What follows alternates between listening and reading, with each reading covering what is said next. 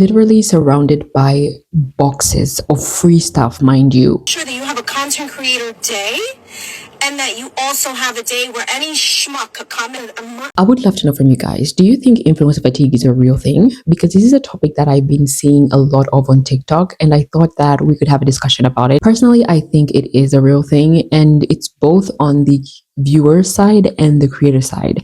And I think at the center of all of this is brands. And I think they have really done a number of influences, especially on short form platforms like TikTok and Instagram. I think it's a lot easier for someone on YouTube to integrate an ad and not really take away from the content or the video. Whereas in a 1 minute video, you adding an ad or making the video practically an ad can be a bit annoying and irritating. It takes away from the human to human connection and really just makes the whole thing scammy and feel like you're always being sold to. So today let's talk about influencer fatigue. So first of all, let's define what influencer fatigue is. Influencer fatigue is the audience growing annoyance and disinterest with social media influencers due to oversaturation and lack of authenticity. And I think there is a lot of that going around. And I think this lady really explains it very well, considering that she is part of a marketing team. So let's hear what she has to say. Can someone please tell me what the F is going on in the influencer industry right now? I am seeing such a decline in conversion and engagement for branded content. For me, who works on the brand side for the last few years, I have just finished a big campaign and it completely flopped. And I've told the brand this, but the conversion has been horrible. You know, we optimized, we used the great strategy, we had an excellent brief, all the mistakes and errors and things that we learned along the way were embedded into this campaign. And we even pivoted halfway through because I was like, what's going on, to something that we know is proven to work. And it still didn't convert. And I think that everyone is going through influencer fatigue, both on the influencer side and the audience side. So from the influencers, this is their full-time job. This is their career. They are saying yes to more and more brand deals. So they're promoting more things. It's less authentic. They have their talent managers. They have teams behind them. They have goals and KPIs that they have to reach. Again, less authentic. And we love that authenticity. That's why we trust these influencers, because they storytell. They show us into their life. It feels like there's an intimate connection. And now I think because there's so many brand deals, so many influencers, we're just less trusting. And I also think if you're a bigger influencer, you normally have your own, program or workshop or product or brand that you're trying to push. And that's really like your bread and butter. That's where all your love is put in. And to add on top of that, when it comes to like branding, like influencers marketing brands versus influencers marketing their own products, I think people really prefer influencers marketing their own products because, especially if you are really working hard, you're showing the process, you're showing the passion behind creating, that's like more authentic than just coming, oh hey guys, here's like a little clippy, if you want this clippy, go over to clippy.com and get yourself a clippy. Like that doesn't feel, no, it feels kind of like, no, I don't really want to. Whereas if you're someone who's like, okay guys, today I'm going to show you how I am creating clippies, and I'm going to show you how I make clippy sparkly on the inside, and then how I add this little thing, like that shows more depth, that shows more interest for not only the viewer but also for the creator. You can tell when they're like passionate about the things that they're creating. That's authenticity. It's not really about selling products, but it's about how the products are being sold and why the products are being sold and why they're being marketed. So when a brand just comes to you and you're like, oh well, I don't really have a choice but to accept a sponsorship from brand, especially on platforms like TikTok, you're getting pretty much nothing from the creator fan. Whereas on YouTube, at least you have a little bit more to like lean on. You have a little bit, although it's not like the hugest amount of money in the world, but at least it makes a lot more difference compared to how much money you make on TikTok. And that's why we see TikTok having so many brands, so many people marketing brands. There are literally accounts built to market brands. Like that's the whole point of TikTok. Whereas with YouTube, there's a little bit more authenticity, a little bit more depth, especially considering videos can even be an hour long. Whereas you squeezing an ad in a 1 minute video takes away from the whole experience. I think the second thing is influencer behavior, which has really gotten out of hands. I think it's always been there, but now people are just like fed up and exhausted, because by now, if you're an influencer, you should know better. You should learn from the people who came before you who effed up and, learn from their experiences. You should learn from their experiences too. I think, especially when it comes to behavior, one thing that is very prevalent with influencers is money and how they are very reckless with the amount of money that they make. For some reason, it doesn't compute to them that making huge amounts of money doesn't really last forever.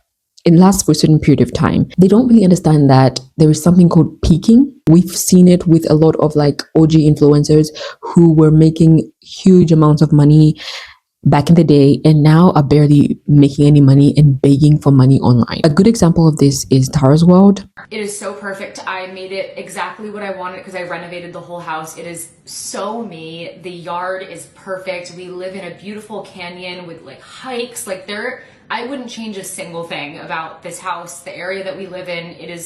It's so perfect. So I want this to be my forever home, but I'm not gonna say with certainty because I'm always changing. I love it so much here though. Like I'm just, my soul is so happy here. How much is your mortgage? This is what fucks me up. So my mortgage, like the minimum mortgage payment on my house, I'm gonna be so transparent right now because like why not? When I bought this house, I was like making so much more money than I do now because my OF was just doing better. So I was making all this money.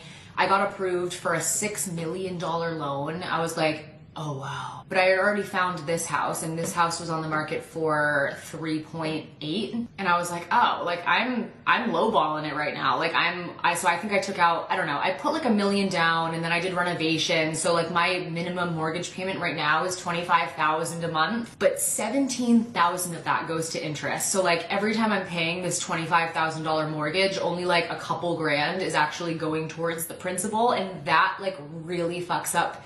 Oh, it's just, it's like throwing money, so much money into the wind every month. It like actually like fucks me up so bad. I used to. There's another video where she's actually crying about this, and people on the internet are like, okay, so you have a $3 million mortgage. What do you want us to do? How do you want us to feel? You want us to feel bad for you about that? And I think a lot of people were just like irritated because the amount of money that she was making, I think she was making over maybe $300,000 a month, if I'm not mistaken, from OnlyFans. And just, I mean, you're literally selling your body for money and you cannot even respect the money that is coming in. You cannot even like respect your body and say, oh my gosh, I'm putting my body on the line. Let me use this money wisely. No, instead you go take a loan for $6 million and buy a $3 million house. And I think that's just another example of people having influencer fatigue because they're like, dude, why would we feel bad for you? Like, why would we feel bad for you? You really didn't need to buy that house. I understand that there are a lot of things that we want in life.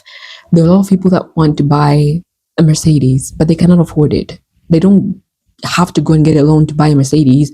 It's just tone deaf for someone to come to the internet and cry about a $25,000 mortgage when they have the choice to not do that. You know what I mean? Yeah, you know what I mean. Like, people were eating her up. They were like not having it. So many good brands here, right? What else did you? I don't know. I was like expecting to see it. That was the big yellow box? Yeah, my like out of pocket. As you can see in the video, she is literally surrounded by boxes of free stuff, mind you, free stuff. There are boxes over there, boxes probably behind her. I can see some colorful boxes there. She's literally sitting next to a box. There are piles and piles of like free stuff that she did not pay for. And she's crying because Hailey Bieber didn't send her lipstick. The entitlement is crazy. And there are so many people who actually probably need the products that she's getting for free, and she cannot even take the moment to appreciate the things that she's got. And I know we have dreams, we have goals, we have things that we want that are specific to us, but I think it's very insensitive for you to like take a video of yourself crying because you didn't receive one specific thing while surrounded by a lot of free stuff. That's just, again, another reason why people were just like, yeah, influencers are a bit much, because it's crazy how entitled a lot of these influencers are. I mean, not everyone is entitled, I'll say that. There are a lot of like popular and famous influencers that are very humble. You would never hear them treating people horribly or feeling entitled to receiving things for free. But for some reason, there's a certain type of person who just cannot accept the fact that the world does not revolve around them. Here's an example. Time, and this is what was waiting to go in. I said, I wanted to hand one of them my macro and say, this is what you're waiting for. But I said, you know what? I'm gonna let them be. Should have gotten the hit when I saw every Joe Schmo from off the street that literally looked like they rolled out of bed fucking homeless, waiting in line to get into this thing. PSA to Marshalls, if you're gonna go ahead and slide in the DMs of a creator that you see on here, a content creator tagging you constantly in videos, and you're going to go ahead and say, we invite you in capital letters to this event and join us, please don't waste our time. We spend a lot of our time curating. Mind you, she has 8,000 subscribers. I mean, 8,000 subscribers is a lot of people. But honey, don't get it twisted. There's nothing special about you. What would the world be if you even go to 100,000 subscribers? Wouldn't we have to bow down for you?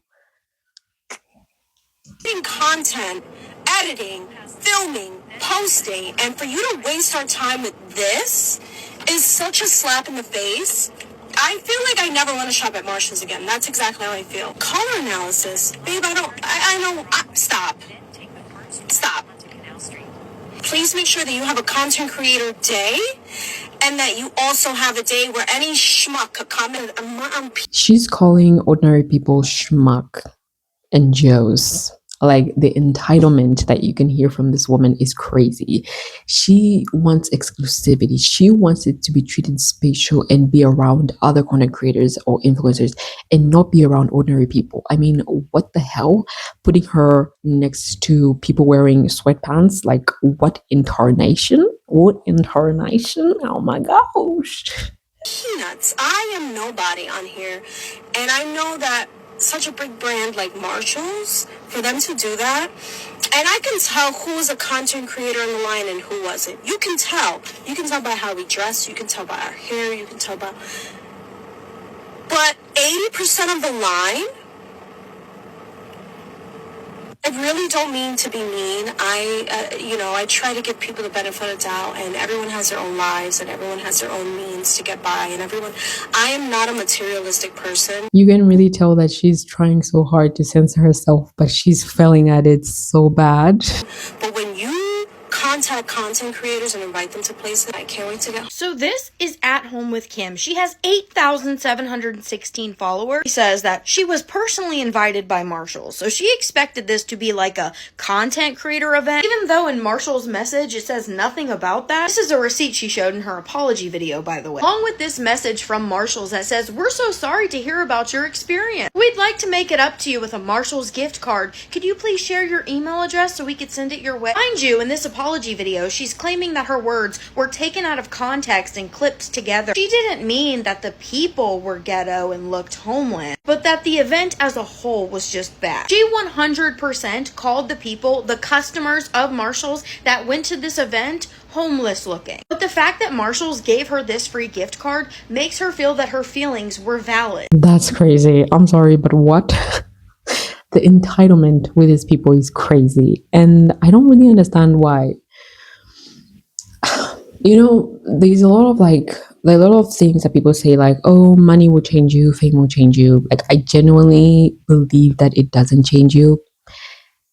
It just shows who you are. It gives you the ego and the pride. It gives you the security to behave however you want to behave. There are a lot of people who have money, a lot of people who are famous, who are still pretty much the same as they were before. A good example is Keanu Reeves. He's just like the chillest guy ever, like the most down-to-earth guy. He's like famous, like incredibly famous and incredibly rich. But hey, someone who has 8,000 subscribers is like, oh my gosh, I don't want to be next to people wearing sweatpants. Those like losers. Oh my gosh. So yeah, again, influencer fatigue. The internet ate her up and they were not having it. You know what I mean? You know what I mean? Another example is food review influencers. Now, I don't understand these people. A lot of the time when I see food review influencers who are like, oh my gosh, I'll come into your shop and do a review for free. Just like give me the food and like whatever. I'm like, dude, can you not afford Can you not afford to eat? You can't afford to go and buy bread. You can't afford to go to, I don't know, a supermarket and get yourself the food that everyone else is getting. Because to me, you look fancy. To me, you look I don't know, bougie and whatever. Instead of spending all that money on buying sunglasses, maybe you should buy food. Influencer entitlement has hit a new level. This food influencer Glamorama messages this bakery, JL Patisserie, asking to collab, but basically wanted free food and comment gratuity in exchange for a post. And then the bakery says, no, sorry, we don't have the budget for that right now. But then Glamorama shows up to the bakery the very next day and filmed a review that was kind of condescending. She captioned it, "Please help me find a better pastry shop." The pistachio cuffin and pistachio chocolate Christmas both had super fake pistachio flavor, like the one from Baskin Robbins. That is an immediate no for me, although they try to trick me with having some real pistachios in it. It was very obvious. And the bakery has responded to her video. First, they said the pistachios are 100% real, and Glamour Emma accused the bakery of trying to attack her and make her. The business owner made a video like explaining everything, and she has a French accent. And I saw someone write a comment saying, the moment I heard the French accent, I knew it was over for that influencer girl. Look like a bully. She's getting a lot of backlash right now because people are calling out the entitlement, especially when the bakery didn't agree to do a collab, and she just pulled up and did a review, and claiming that she never asked to be like paid for this, or that she would do a good review if she was comp, which the bakery said they don't stand for. I feel like the bakery handled this so well. If someone called my ingredients fake after asking for free food, I'll be like, bestie, the only artificial thing here is your sense of entitlement. A lot of food review influencers came out and said, when we're reviewing food or reviewing restaurants, we don't even tell them that we're there. We don't ask for anything. We don't want any attention. We just want to try out the food and give our honest opinion. For example, Keith Lee talked about that, and he said, when I'm going there, I'm sure we all know, if you know Keith Lee, you know that he actually asks someone else to go in and buy the food for him instead of him going into the restaurant himself, because he wants one to understand like the experience of like customer service, how they serve people, because a lot of restaurants, the moment they see someone famous, someone popular, they give them a lot of attention. But he just would send in maybe his cousin or his brother or something like that, or his mom, to go in and like buy the food for him, and then have like an honest, like true experience of a customer and give his honest review. And I think that is someone who has integrity and someone who is genuinely honest. And I think that's why he's popular. But for a lot of these influencers, just like, they just want free stuff. And the strangest part is that when it comes to like big brands, they're willing to spend money. But when the moment it comes to like an ordinary person with a small business, they want to take advantage of them, which I think is very disgusting. And I think it should be the other way around. And if the brand themselves ask you to come and check out their food and say you can give your honest review, I think that's a bit different than you saying, oh, can I come check out your restaurant and I will give you good reviews. Like, that's sketchy. And I think if someone has integrity and self-respect, they will not participate in that. Do you think influencer fatigue is a real thing? Are you experiencing influencer fatigue? I would love to know your thoughts in the comments below. And again, let me know. Give me some video ideas, guys. I'm really looking to make content that you guys want to see. So you can drop some video ideas in the comments, and I'm really open to collaborating with you guys and making this channel something that is enjoyable for the both of us. So yeah, I will see you guys in the next video. Peace.